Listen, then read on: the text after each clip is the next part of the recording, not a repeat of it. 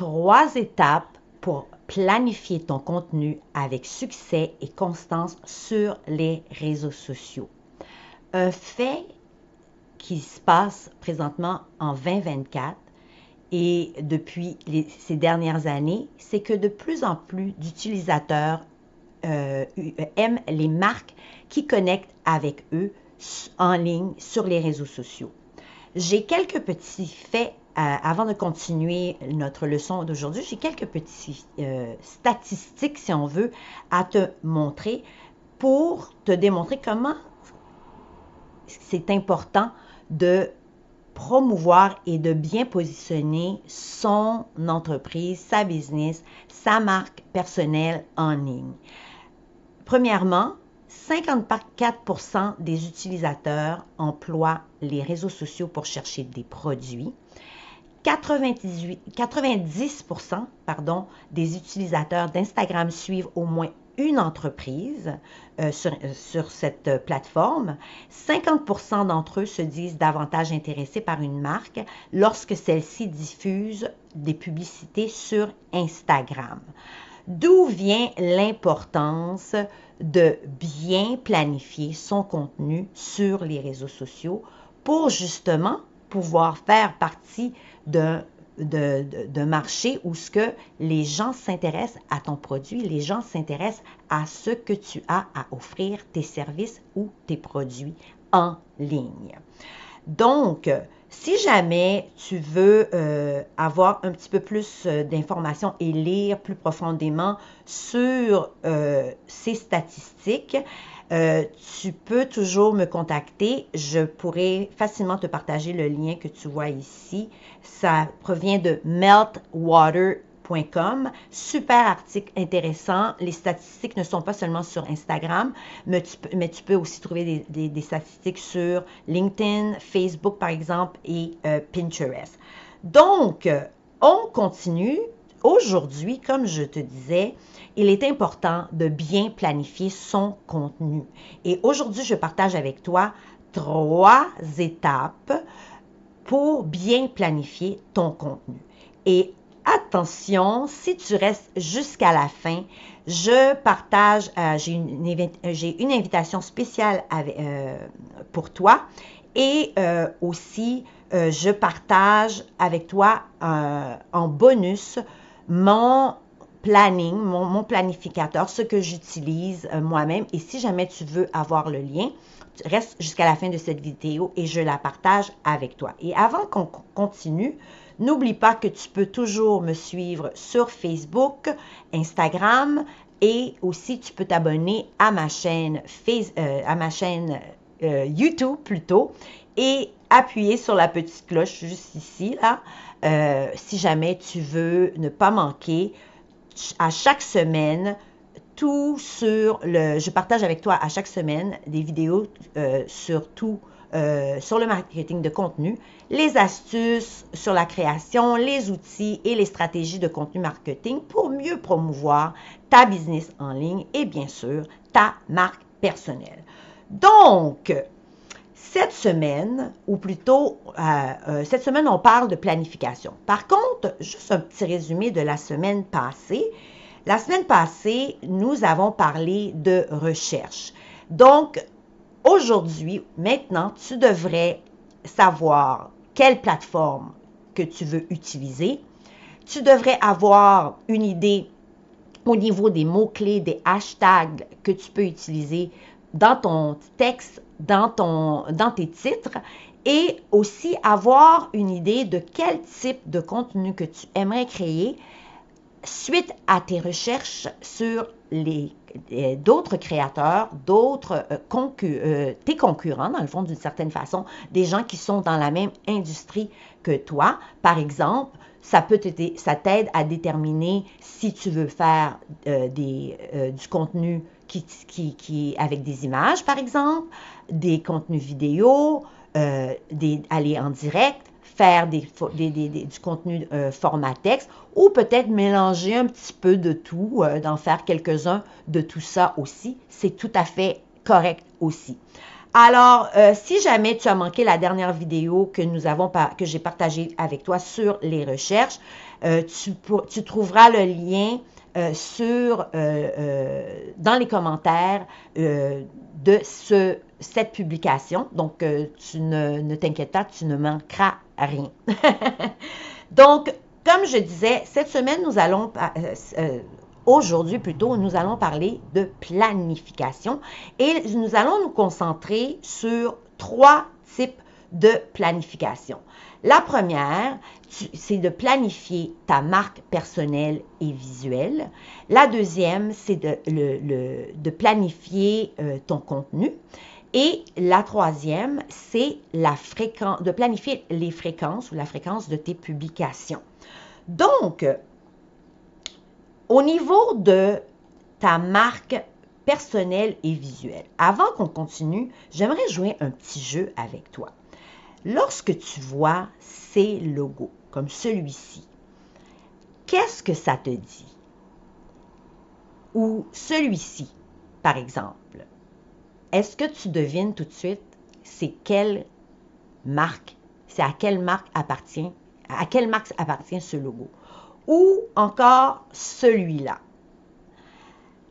Je te laisse réfléchir 2 minutes. Eh bien, tu as peut-être deviné au moins 2 d'entre eux. Ce sont des logos que la plupart d'entre nous, on les reconnaît justement parce que ce sont des marques, des logos qu'on garde en tête.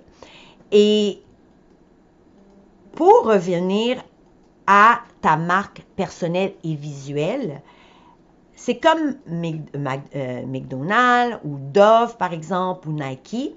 Avec leur logo, on est en mesure de tout de suite savoir c'est quelle compagnie, c'est quoi la marque.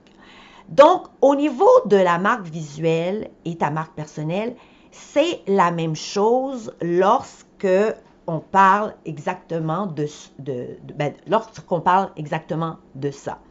Et pour avoir une marque uniforme, pour que ton audience, pour que les gens te reconnaissent, il faut que tout soit uniforme. Tes polices, par exemple, tes couleurs, les images que tu partages ou les photos que tu partages. Au niveau des polices, au niveau du contenu, les gens, ce que je t'invite à faire, c'est de ne pas de mélanger plus que 3 types de polices. Et en général, ce que les gens y font, ce que les créateurs y font, ils vont avoir une police, par exemple, pour leur titre. Ils vont aussi avoir, par exemple, un titre pour une police pour des sous-titres, par exemple, mais ce n'est pas obligé. Et bien sûr, une police pour le corps du texte.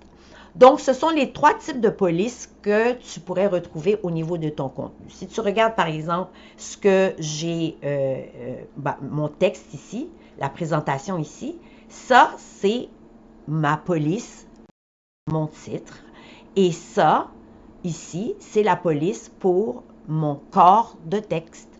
Donc, c'est juste pour te donner une idée et de quoi ça a l'air lorsque tu crées du contenu. Donc, au niveau des couleurs, tu peux choisir ta couleur de marque. En général, les gens choisissent souvent les couleurs qu'elles préfèrent.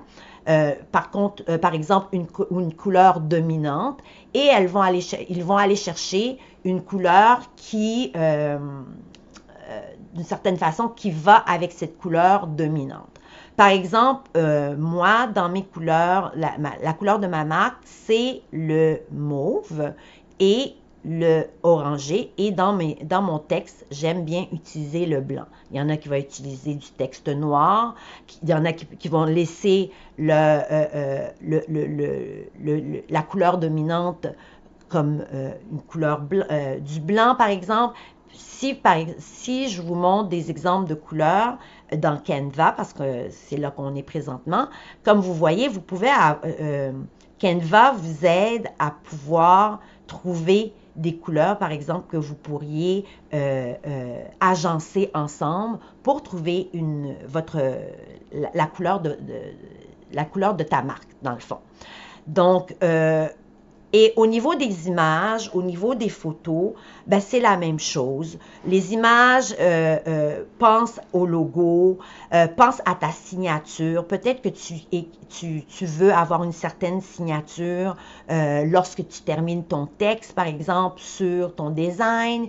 Je vais te donner un exemple rapide au niveau du texte. Attends, si je fais ça comme ça. Si je fais ça comme ça, par exemple, je vais bouger ici, je vais me mettre ici. Par exemple, si tu veux avoir ta propre signature, mais tu sais, souvent les gens qui ont une signature personnelle ou mettons que je mettrais Natacha Blanchard, ben peut-être que je prendrais quelque chose qui est plus au niveau de la calligraphie, c'est ça, calligraphique, ou si l'adjectif te dit quelque chose de plus au niveau de la calligraphie pour faire c'est ça, un genre de signature. Et comme tu vois ici dans Canva, il t'offre plusieurs polices qui ressemblent à ce style de texte dans le fond. Donc, c'est juste pour te donner un exemple de signature, qu'est-ce que ça représente, de quoi ça a l'air et qu'est-ce que tu pourrais mettre tout le temps, par exemple, sur ton contenu, sur ton design. Le logo, on ne va pas passer beaucoup de temps là-dessus. Un logo, en général, bon, écoute, Canva peut te proposer des exemples de logos, mais tu peux facilement aussi engager quelqu'un pour vraiment faire ton logo. C'est quelque chose qui peut prendre, c'est pas que ça prend du temps, mais il faut prendre le temps de s'asseoir avec ton designer, la personne qui va le faire pour bien cibler et bien faire un logo pour toi.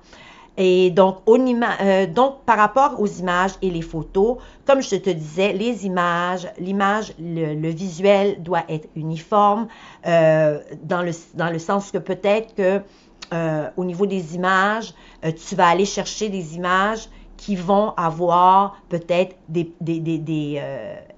teintes des couleurs que tu choisis déjà pour ton contenu.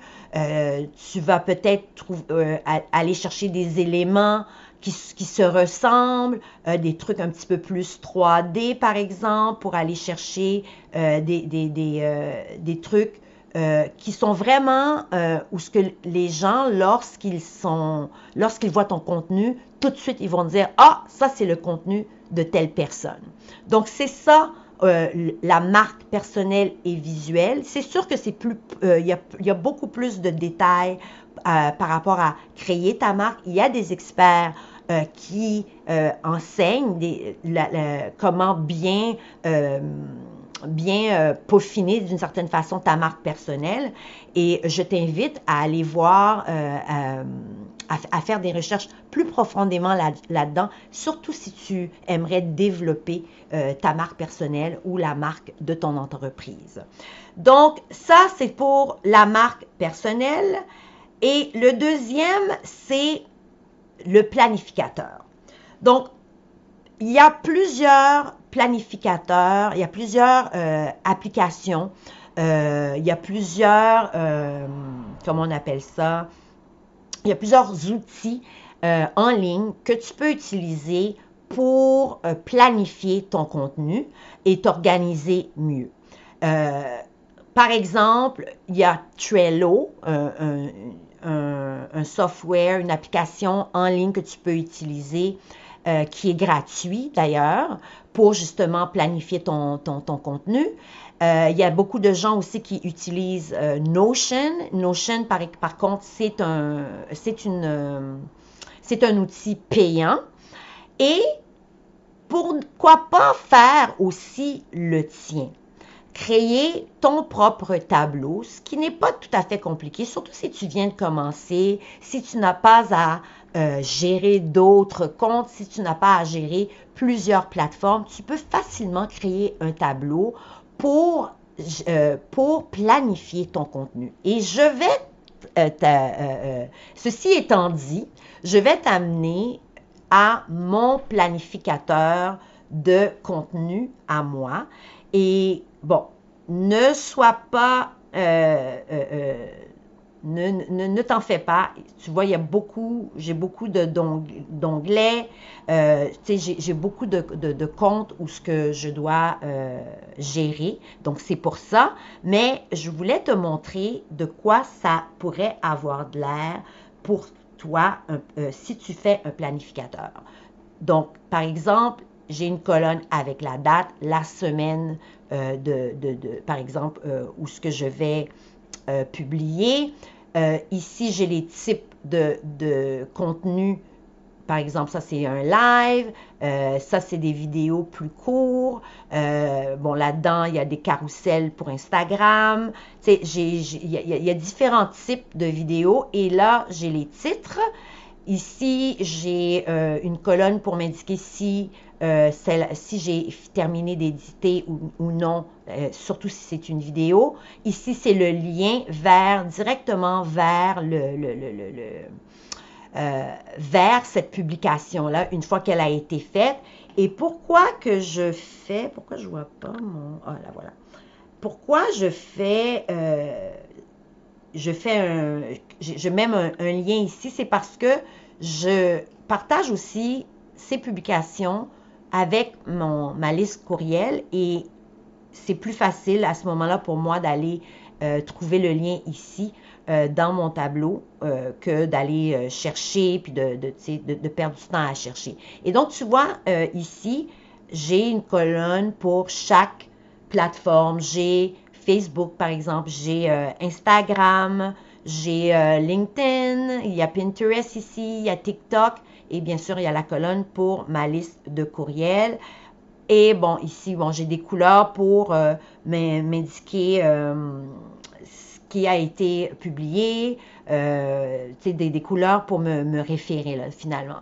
Et si jamais tu aimerais avoir une copie de ce tableau, bien sûr, vide, le tien ressemblerait plutôt à ceci.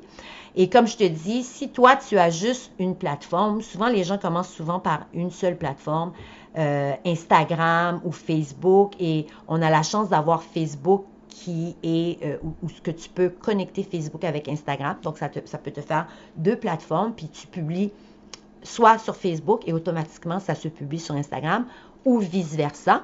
Donc, tu peux facilement te faire un planning comme ça pour pouvoir suivre un peu, être organisé dans ce que tu fais à chaque semaine au niveau de ton contenu.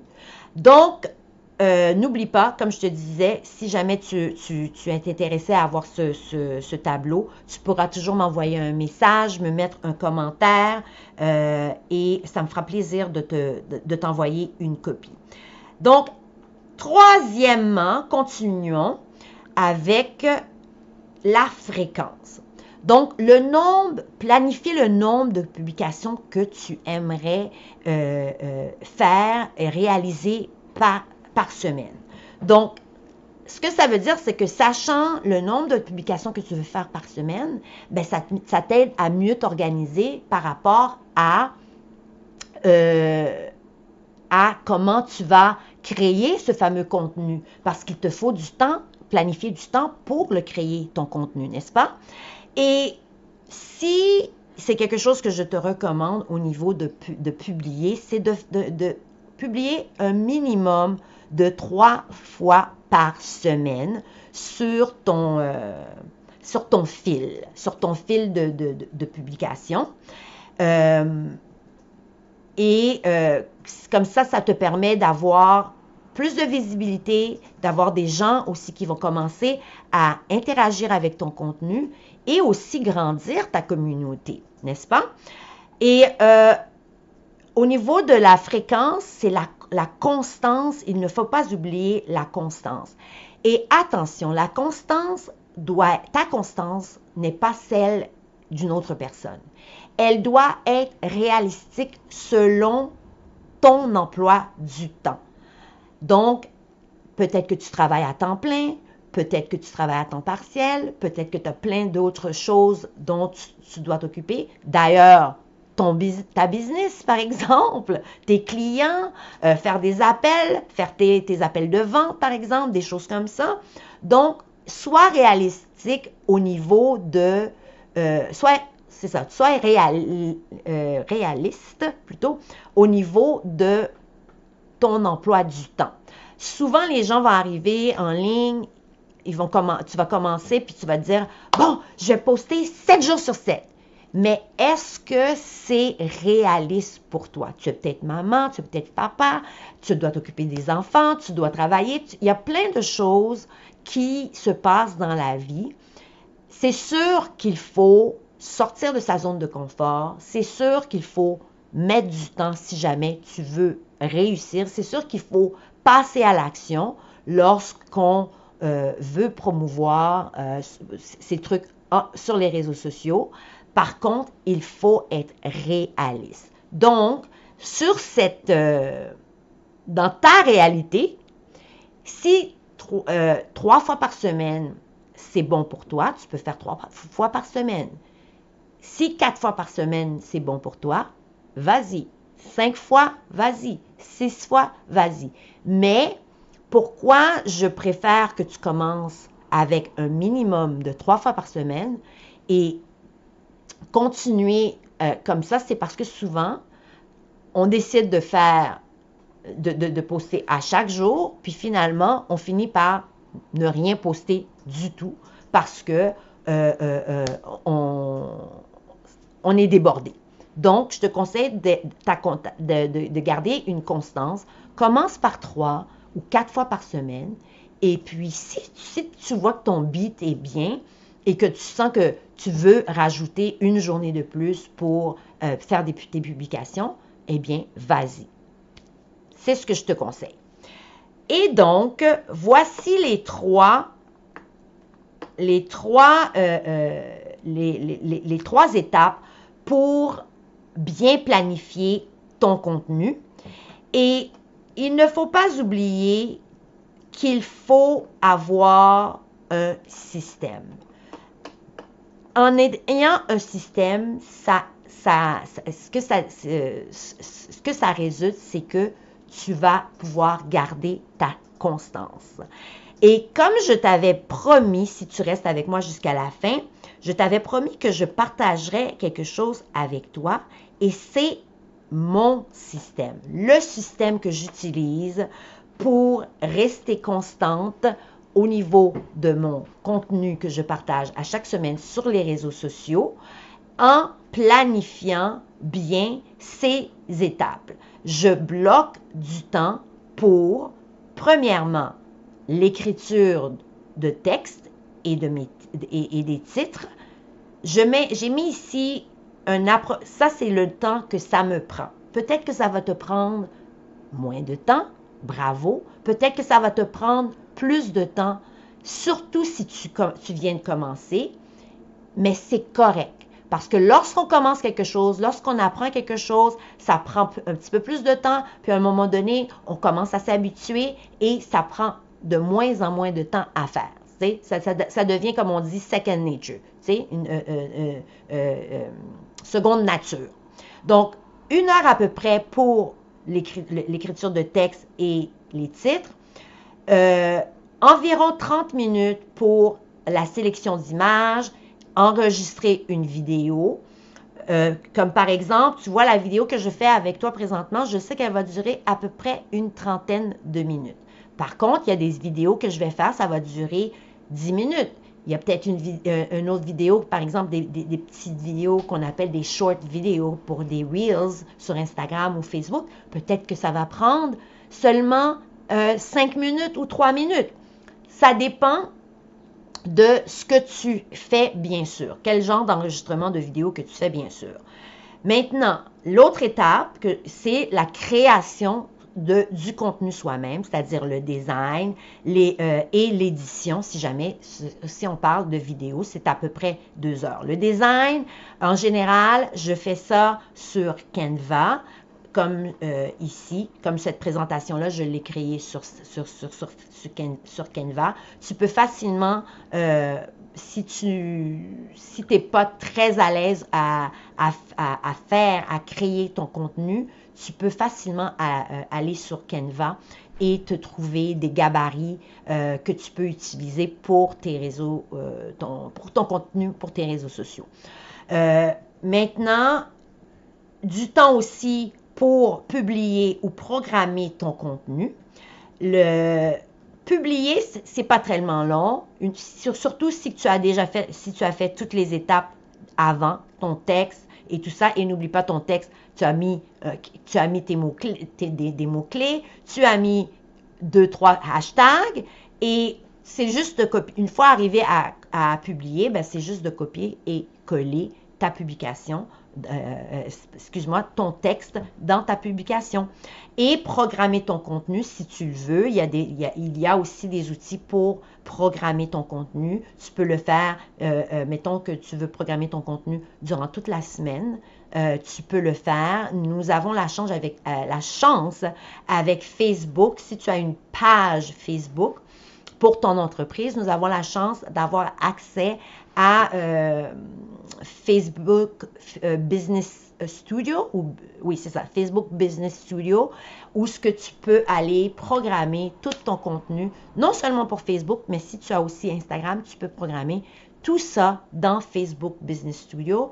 C'est super pratique, surtout lorsque tu l'utilises un petit peu plus fréquemment. Moi, je l'aime bien parce que je l'utilise justement pour mes clients. C'est super facile de programmer tout leur contenu durant toute la semaine. C'est fait.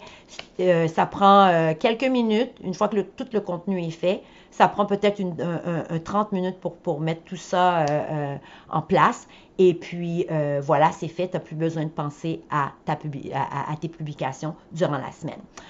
Donc, le dernier, c'est de prendre le temps, ce qui est aussi important, d'interagir avec ton audience, avec les gens, tes amis, les gens qui te suivent et qui, eux, prennent le temps de répondre à tes publications. Donc, il faut prendre le temps d'interagir avec eux, d'aller voir un peu ce que ces gens-là font, de commenter un peu sur leurs publications. Ça, c'est du temps qu'il faut, qu'il est important d'allouer tout autant que de juste créer ton contenu et aussi et de le publier. Donc, très, très important d'interagir, de répondre et de commenter avec les autres personnes, que ce soit des gens dans ta communauté, que ce soit aussi, on parlait de concurrents, il ne faut pas nécessairement voir les gens qui sont dans ton industrie comme juste de la compétition.